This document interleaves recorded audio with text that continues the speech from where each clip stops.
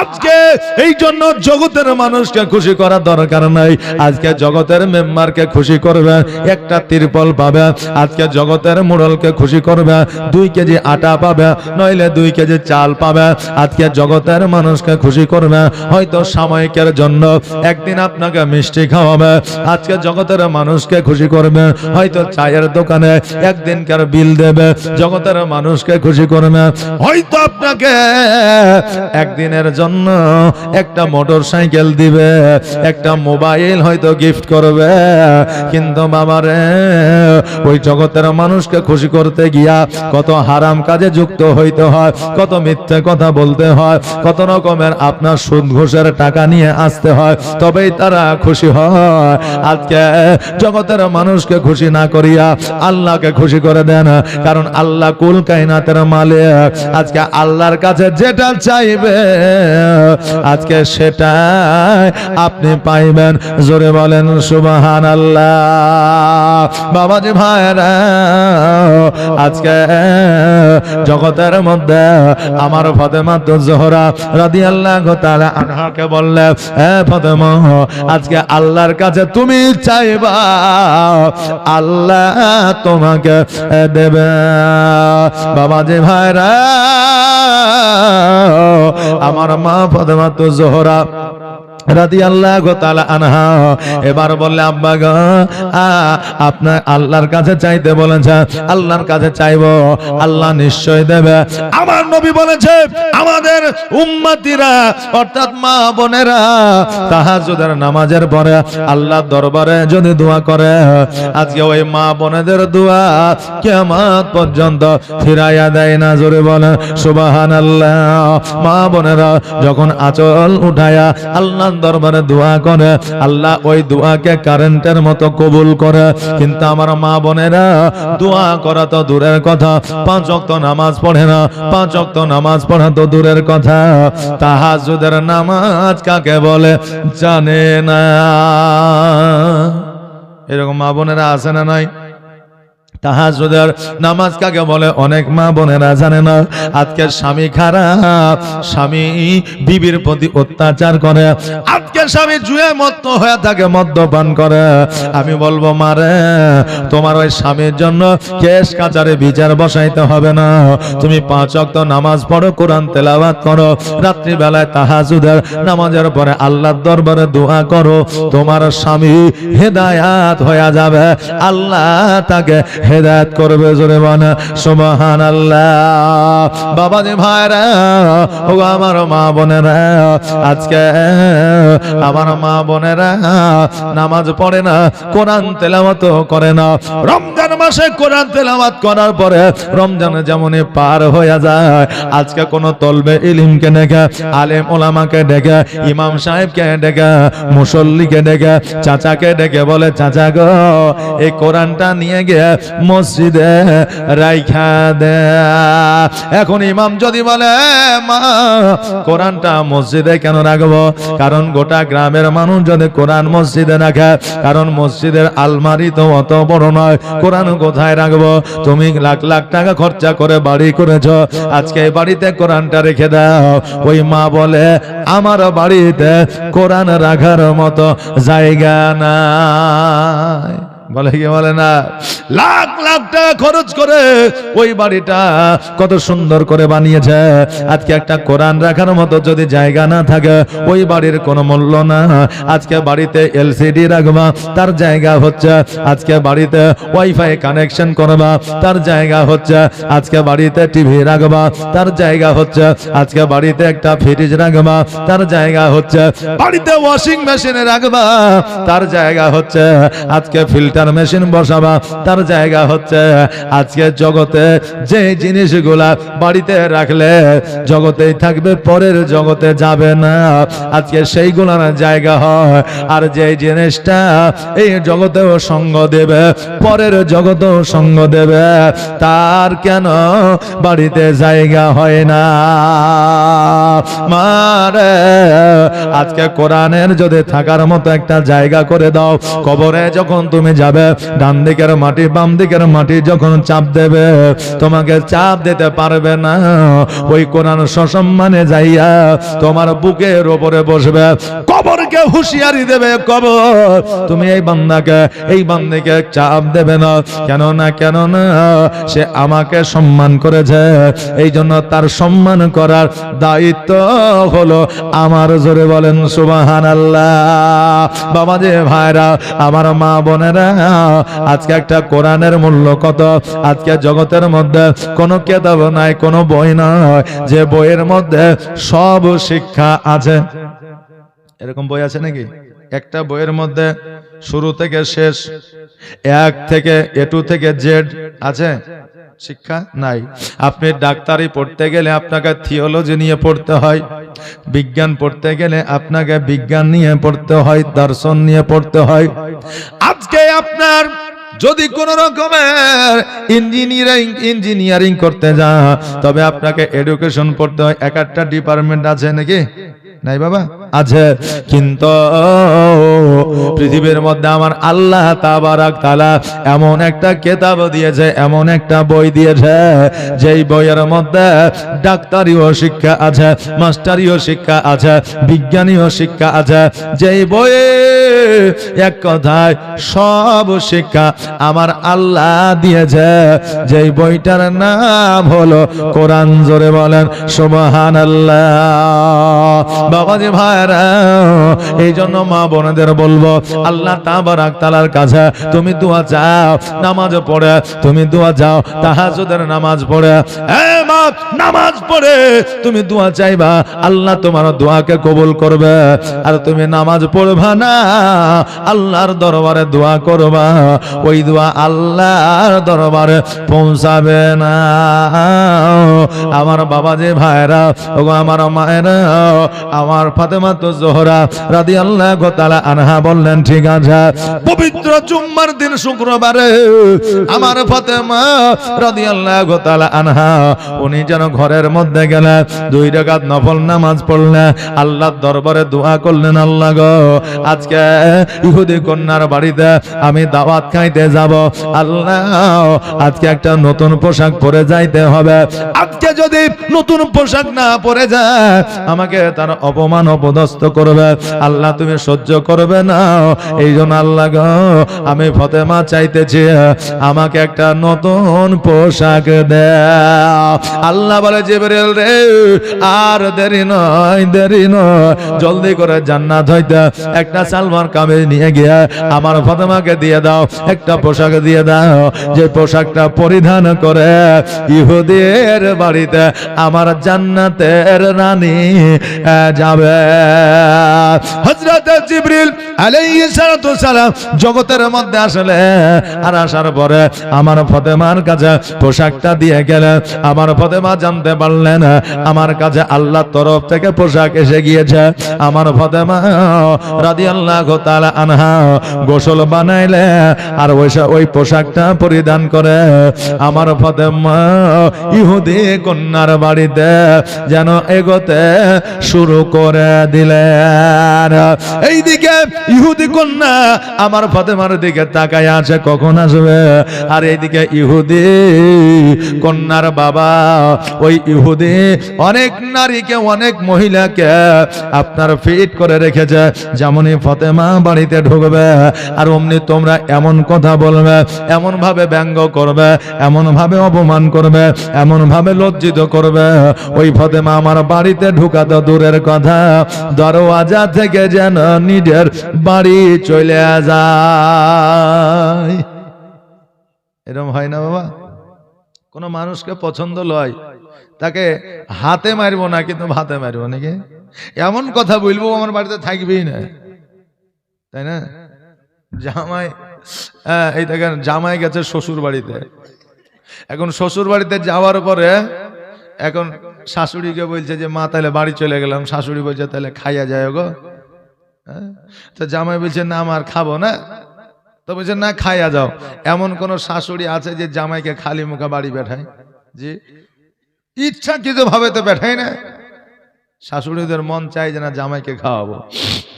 এবার বললো ঠিক আছে, যেমন রান্না বান্না করবেন তো করেন, আর জামাই এদিকে দেখছে যে মুরগা তো হবে নাকি বলে। এখন দেখছে যে এখন শাশুড়ি দেখছে যে না মুরগা তো জামাইকে দিব না, তো ডাইরেক্ট তো বলা যাবে না, তবে আজকে দিব আগামীতে যেন চাইতে না হয় আর দিতেও যাতে না হয় এই ব্যবস্থা করবো, ডাইরেক্ট আর বলা যাবে না। এই জন্য শাশুড়ি কিন্তু রান্না বান্না করে এখন জামাইকে খাইতে দিয়েছে। এখন আপনি কারো বাড়ি বেড়াতে গেলে চা করেছে, ডিম করেছে, বিস্কুট করেছে, মিষ্টি করেছে, এখন আপনি তো মৌখিক ভাবে বলবেন যে এত কিছু করার কি দরকার ছিল, এক কাপ চা করলে হইতো নাকি, তাই না? বলি না, বলি, কিন্তু ও কি ঘুরিয়ে দিয়ে বেড়াই যে নিয়ে চল যাও, খাবো না তো খেলে, এটা মৌখিক ভাবে বলে না। তো এখন জামাই মৌখিক ভাবে বলছে যে মা গোস্ত রান্না করার কি দরকার ছিল, সবজি ভাত দিলেই খায়া বাড়ি চলে যেত। তো এখন শাশুড়ি বলছে জামাই আমার 14-15টা মুরগি, তো একটা কাটলাম তো কি হলো জানবো, শিয়াল কুকুরে খাইয়ে গেছে, কথা বললেন না। এখন জামাই চিন্তা করছে যে আমাকে অপমান করলে না আমার মান ইজ্জত বাড়াইলে, বুঝলেন না, ওই জামাই আর মুরগি খেতে চাইবে জি চাইবে না। হ্যাঁ বাবা, এমনও কথাই আছে যেই কথাতে ডাইরেক্ট বলা হয় না, আবার ইনডাইরেক্ট হয় না, যারা বোঝার মতো তারা বুঝে ফেলে। বাবারে ওই রকম ভাবে ইহুদি বলেছে কন্যাদের নারীদের ফিট করেছে, ফাতেমা যেমনই ঢুকবে তাকে এমন ভাবে লজ্জিত করবে, এমন ভাবে কথাবার্তা বলবে যেন ফাতেমা লজ্জিত হইয়া বাড়ি চলে যায়, আমার বাড়িতে যেন আর না থাকে। বাবা এবার আমার ফাতেমা তো জোহরা রাদিয়াল্লাহু তাআলা আনহা যেমনই দরওয়াজা দিয়ে ইহুদির বাড়িতে ঢুকে যায়, আর যে সমস্ত নারীরা আমার ফাতেমাকে অপমান করবে বলে দাঁড়িয়ে আছে তাদের জবান যেন বন্ধ হয়ে গেছে, আর চোখগুলো খুলে দিয়ে আমার ফাতেমার দিকে যেন টুকটুক করে তাকাইতে আছে। জোরে বলে সুবহানাল্লাহ। ফাতেমা বলতেছে এরে ইহুদি কন্যারা আজকে তোমরা আমার দিকে এইভাবে কেন তাকিয়ে আছো? ইহুদি কন্যারা বলে ফাতেমা আজকে এই জায়গায় তোমাকে অপমান অপদস্থ করার জন্য দাঁড়িয়েছিলাম, কিন্তু তোমার শরীরে তোমার গায়ে যে পোশাকটা আছে এই পোশাকটা এত সুন্দর আমাদেরকে মুগ্ধ করে দিয়েছে। এই পোশাক কোথা থেকে পেয়েছ? কোন বাজার থেকে নিয়ে এসেছ? কোন হাটে থেকে নিয়ে এসেছ? আমাদের স্বামীরা এত কোটিপতি লাখপতি, আমাদের এত হীরা মণি মুক্তা সোনা দানা আছে, আমরা কিনতে পারলাম না, বাজারে খুঁজে পাইলাম না, কোন আপনার মহাজন আমাদের এই রকম পোশাক দেখাইতে পারলো না, আর আজকে তুমি এত সুন্দর পোশাক কোথা থেকে নিয়ে এসেছ? ফাতেমা বলে শোনো রে, এই পোশাক টাকা দিয়ে পাওয়া যায় না, এই পোশাক বাজারে গেলে পাওয়া যাবে না, হাটে গেলে পাওয়া যাবে না, বস্ত্রালয় গেলে পাওয়া যাবে না। এই পোশাকটা যদি নিতে চাও ইহদিনাস সিরাতাল মুস্তাকিমের পথের প্রতীক হইতে হবে, আর আমার নবীজের কালেমা পড়তে হবে। ইহুদি কন্যারা বলল ফাতেমা আজকে এই পোশাকের প্রতি আমরা পাগল হয়ে গেছে, আজকে তোমার আব্বা প্রিয় নবী মুস্তাফা সাল্লাল্লাহু তাআলা আলাইহি ওয়াসাল্লামের কালেমা আমরা পড়তে যাই, সঙ্গে সঙ্গে কালেমা পড়লে লা ইলাহা ইল্লাল্লাহু মুহাম্মাদুর রাসূলুল্লাহ সাল্লাল্লাহু তাআলা আলাইহি ওয়াসাল্লাম। নবীর প্রেমে পাগল হইলে, নবীর প্রেমে পাগল হইলে আমার আল্লাহ তাআলা খুশি। নবীর দরুদ পড় দিবা নিশি, নবীর প্রেমে পাগল হইলে, নবীর প্রেমে পাগল হইলে আমার আল্লাহ তাআলা খুশি। নবীর দরুদ পড় দিবা নিশি, নবীর দরুদ পড় দিবা নিশি।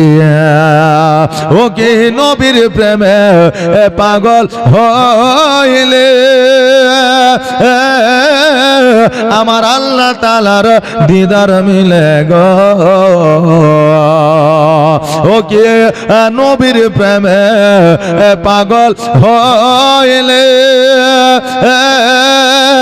আমার আল্লাহ তাআলার দিদার মিলে গো থাকো যদ বাহালে থাকো যদ বাহালে হইয়া প্রেম দাসে নবীর দরুদ পড়তিবা নিশি নবীর প্রেমে পাগল হইলে নবীর প্রেমে পাগল হইলে আমার আল্লাহ তাআলা খুশি নবীর দরুদ পড়তিবা নিশি নবীর দরুদ পড়তিবা নিশি আল্লাহুম্মা সাল্লি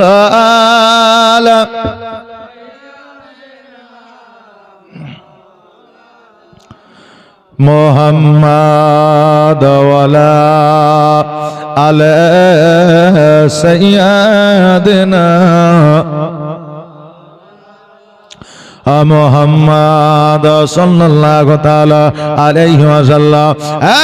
বাবা ওই জায়গায় যত আপনার ইহুদি নারী ইহুদি কন্যা ছিল, একটা নয়, দুইটা নয়, তিনটা নয়, পাঁচটা নয়, 10টা নয়, 50টা নয়, 113টা নারী আমার ফাতেমার হাতে হাত দেয়া আমার নবীর কালেমা পড়ে মুসলমান হয়েছিল। জোরে বলেন সুবহানাল্লাহ। বাবারে আমার ফাতেমা তো জোহরা রাদিয়াল্লাহু তাআলা আনহা, উনি একজন জান্নাতের রানী শুধুমাত্র ছিলেন না, একজন ইসলামের প্রসারক ছিলেন। জোরে বলেন সুবহানাল্লাহ।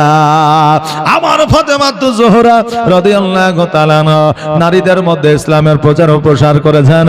আজকে আমার মা বোনেরা ইসলামের প্রচার ও প্রসার করে না, নামাজ সম্পর্কে একে অপরের মধ্যে আলোচনা করে না, আজকে রোজা সম্পর্কে একে অপরের মধ্যে আলোচনা করে না। আজকে আমার মা বোনেরা 10টা যদি একত্রিত হয়ে যায়, আজকে কার বহু কত টাকা লক্ষ্মী ভান্ডার থেকে তুলে নিয়ে আসলো, কে কত টাকা লক্ষ্মী ভান্ডারে টাকা দিয়ে জমাইলো, কে কার জামাইকে কি দিল, আজকে এই রকম আলোচনা তাদের মধ্যে শুরু হয়। কিন্তু কোনদিন এদের মধ্যে এইরকম আলোচনা হয় না, তুমি তো নামাজ পড়ো, আমাকে তুমি নামাজটা শিখিয়ে দাও, আমিও আগামীতে নামাজ পড়ব। এরকম আলোচনা নাই। কথা বললেন না? যে আলোচনায় গুনাহ হবে, যে আলোচনাটা করতে আমার রাসূল বারণ করেছে, যে একমাত্র গীবতের গুনাহ হলো কাবিরা গুনাহ, এই গুনাহ মাফ হয় না। আমার মা বোনেরা বেশিরভাগই দেখবেন ওই গীবতের গুনাহতেই যুক্ত হয়ে যায়। কথা বললেন না? আমার মায়ের জাতেরা, এই জন্য মা বোনদের বলবো যে গীবত থেকে বেঁচে থাকবেন, পরনিন্দা পরচর্চা থেকে বেঁচে থাকবেন। এটা বিরাট অঙ্কের গুনাহ, এই গুনাহ আল্লাহ তাবারক তাআলা মাফ করবেন না। বাবা যে ভাইরা, আমার মা ফাতেমা জোহরা রাদিয়াল্লাহু তাআলা আনহা 113টা নারীকে মুসলমান বানায়া ওই জায়গা থেকে আমার ফাতেমা জোহরা রাদিয়াল্লাহু তাআলা আনহা সুসম্মানে যেন বাড়ির দিকে অগ্রসর হইলেন। আল্লাহ যদি কারো মান বাঁচায়া নেয়, পৃথিবীর কেউ তাকে বেইজ্জত করতে পারে না। আর আল্লাহ যদি কাউকে বেইজ্জত করে, তার যতই টাকা পয়সা ধন সম্পত্তি থাক না কেন, তাকে ইজ্জত কেউ দিতে পারে না। আজকে হয়তো সেই সুদখোর ঘুষখোর বলে আজকে তার সামনে দেখা হলে আসসালামু আলাইকুম, ওয়ালাইকুম সালাম চলে এলো, যেমনি 2 ধাপ যাওয়ালে একবারে পাকা হারামি লোক, যেমন একটা আহত হয়ে যাবে বলে পাকা হারামি লোক, বুঝলেন না? একে অপরে আলোচনা আপনার শুরু করবে। হ্যাঁ বাবা, এক কথায় আমার আল্লাহ তাবারক তাআলা যাকে ইজ্জত দিয়েছে, পৃথিবীর কেউ তাকে বেইজ্জত করতে পারবে না। আর আল্লাহ যাকে ইজ্জত দেয় না, পৃথিবীর কেউ তাকে ইজ্জত দিতে পারবে না। আজকে পৃথিবীর মধ্যে যারা ওলিয়া উলিয়া পীর মুর্শিদ জগতের মধ্যে এসেছে, আল্লাহর পয়গম্বর জগতের মধ্যে যিনারা এসেছে রে বাবা, তাদের ইজ্জতের, তাদের মান ও সম্মানের দায়িত্বখানা স্বয়ং আমার আল্লাহ নিজে নিয়েছে। জোরে বলে সুবহানাল্লাহ।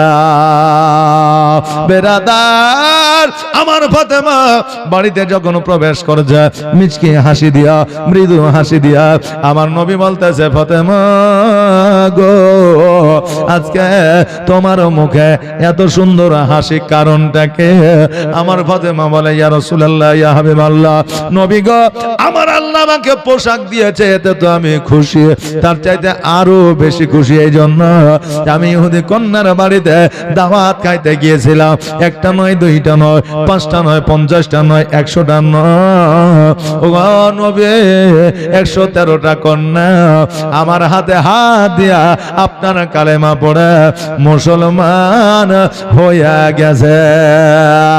আমার নবী বলে, ফাতেমা, এই জন্য আমার আল্লাহ তাবারাক তাআলা তোমাকে কাল কিয়ামতের দিনে জান্নাতের সরদারিনী বানাবে। এই জন্য আল্লাহ তাবারাক তাআলা খুশি হইয়া তোমাকে পোশাকও দিয়েছে। নবী আমার ফাতেমা তো জোহরা রাদিয়াল্লাহু তাআলা আনহাকে বললে, ফাতেমা, আজকে আল্লাহ তোমার প্রতি সন্তুষ্টি আছে। আল্লাহ যদি কারো প্রতি সন্তুষ্টিত হইয়া যায়, কিয়ামতের দিন আল্লাহ তাবারাক তাআলা তাকে বড় ধরনের উপহার দিয়ে দেয়। আজকে কিয়ামতের দিনে প্রত্যেকে একটা করে উপহার দেবে। আমরা শুনেছি আলিম উলামা মুফতি হাফিজ যাদের বাপ আছে, মা আছে, 14 গোষ্ঠী আছে, যেটাকে আমরা চলতি ভাষায় বলি নাকি বলেন 7 পিঢ়ি, যেগুলা আছে তাদেরকে একটা করে উপহার দেবে, জান্নাতি বানায় দিবে। এই কথা আমরা শুনেছি না শুনি নাই? কিন্তু বাবা, একটা ডাক্তারের বাপকেও কিয়ামতের দিন আমার আল্লাহ তাবারাক তাআলা প্রাইজ দিবে, উপহার দেবে। কারণ একটা ডাক্তারও সমাজের সেবা করে করে না, কিন্তু ওই ডাক্তার যদি কষায় হয়, খাসি জবাই করা, তবে ওই ডাক্তারের কিয়ামতের দিন বিচার হবে। এই ডাক্তারই তার কোনো কাজে লাগবে না, বিনা স্বার্থে আজকে মানুষের সেবা তাকে করতে হবে। তবে সাদকায়ে জারিয়া হিসাবে তার নেকির খাতায় নেকি পৌঁছায়া যাবে। বাবারে, আজকে একটা মাস্টারের বাবু কিয়ামতের দিন আপনার উপহার পাবে। ওই মাস্টারের মধ্যে যদি কোনো সার্থকতা না থাকে, ওই মাস্টারের মধ্যে দ্বিতীয় কোনো নিয়াত যদি না থাকে, আজকে সুশিক্ষায় শিক্ষিত করবে ছেলেরা মেয়েরা, সমাজের উন্নতি করবে, এই চিন্তায় যদি শিক্ষা দেয়, তবে ওই শিক্ষকের বাপ মা কিয়ামতের দিনে উপহার পাবে। আপনি বলেন, এতদিন তো এই কথা শুনি নাই। আজকে আমি মাওলানা পিয়ারুল বলছি, আমার কথা যদি আপনাদের মনে না লাগে, বড় বড় মুফতি মুহাদ্দিস আপনারা জেনে নিবেন। এক কথায়, সন্তান যদি সমাজসেবী হয়, ভালো কাজ হয়, ভালো চরিত্র ব্যবহার হয়, ওই বাপ মা আপনার প্রাইজ পাবে, উপহার পাবে কিয়ামতের দিনে। আমার আল্লাহ তাবারাক তাআলা কিয়ামতের দিনে সকলকে উপহার দেবে। আদম আলাইহিস সালাম থেকে নিয়ে ঈসা আলাইহিস সালাম পর্যন্ত সকলকে উপহার দেবে। আপনার মাস্টারের বাপকে দেবে, ডাক্তারের বাপকে উপহার দেবে, আলিম উলামার বাপকে উপহার দেবে, রাজমিস্ত্রি বাপকে পর্যন্ত আল্লাহ তাবারাক তাআলা উপহার দেবে। কারণ সে হালাল কর্ম করে খেয়েছে, হারাম কর্মে যুক্ত হয় না। এই জন্য তার বাপ মাকে আমার আল্লাহ তাবারাক তাআলা উপহার দেবে। সর্বশেষে আমার নবী মুস্তাফাকে জিজ্ঞাসা করবে, ওগো আমার হাবিব, আজকে আপনি বলেন আপনি কি উপহার নেবেন? আজকে আল্লাহ সকলকে আল্লাহর পছন্দ মতো উপহার দিল। আজকে গ্রামে দেখবেন কোনো অনুষ্ঠান হলে প্রতিবেশী যদি আপনাকে কার্ড দিয়ে যায়, হ্যাঁ, ইনভিটে যদি আপনাকে কোনো জিয়াফত দিয়ে যায়, দাওয়াত দিয়ে যায়, তাহলে আপনি আপনার পছন্দ মতো উপহার নিয়ে যান, তাই না? হয় 500 টাকা দিয়ে আসেন, একটা থালা দিয়ে আসেন, নাহলে একটা খুরি দিয়ে আসেন, নাহলে একটা গেলাস দিয়ে আসেন, নাহলে সেট দিয়ে আসেন কি দিয়ে আসেন না? এটা প্রতিবেশী। আর যখন আপনার নাতি নাতনির বিয়ে বা হয়তো খাতনা বা হয়তো জন্মদিন যখন হয় তখন আমরা জিজ্ঞাসা করি কি লিবি রে, সাইকেল লিবি না মোটর সাইকেল না মোবাইল না টাকা, বলে কি বলে না, তুই যেটা লিবি সেটা দেবে, কারণ ভালোবাসি নাতি পুতিনকে, তাই না? তা আমরা যাকে ভালোবাসি তাকে জিজ্ঞাসা করে উপহার দিই। এখন বন্ধুর বিয়ে হবে, বন্ধু বলছে তোকে যাইতেই হবে আগের দিন, এখন বন্ধু হুট করে তার জন্য প্রাইজ নিয়ে যাবে না। যদি খুব ক্লোজ বন্ধু হয় বলে হ্যাঁ রে তাহলে তুই কি নিবি, জামা প্যান্টের সেট নিবে, এখন তো টাই কোট উঠে যাবে, বুঝলেন না, এগুলো দেয়। তা বন্ধু বুঝলেন বলবে যে আমাকে এটা দাও বা ওটা দাও, বন্ধু দিতে চাইছে, তা আমাদের বন্ধুত্ব বা ভালোবাসা মহব্বত যদি থাকে তাহলে তাকে আমরা জিজ্ঞাসা করি। কিন্তু প্রতিবেশীর খেতে গেলে কিন্তু জিজ্ঞাসা করি না, আমাদের যেটা মন যায় সেটা আমরা দিই। প্রত্যেকে আমার আল্লাহ তাবারাক তাআলার মতো উপহার দেবে, কিন্তু আমার নবীকে জিজ্ঞাসা করবে হবে আপনি কি উপহার নেবেন বলেন, আপনি যেটা চাইবেন আমি আল্লাহ সেটাই দেব। আমার দয়ার নবী মুস্তাফা সাল্লাল্লাহু তাআলা আলাইহি ওয়াসাল্লাম বলবে আল্লাহ আজকে আমার কোন হীরার মুকুট চাই না, চাঁদের মুকুট চাই না, কোন উপহার চাই না, আজকে আমার উম্মতিকে আপনি জান্নাতবাসী করে দেন, ওটাই আমার জন্য উপহার হয়ে যাবে। জোরে বলেন সুবহানাল্লাহ। বাবাজি ভাইরা, আজকে নবী মুস্তাফা সাল্লাল্লাহু তাআলা আলাইহি ওয়াসাল্লাম অতক্ষণ পর্যন্ত জান্নাতে যাবে না যতক্ষণ পর্যন্ত গুনাহগার উম্মতিকে জান্নাতে না নিয়ে যাবে। আল্লাহর নবী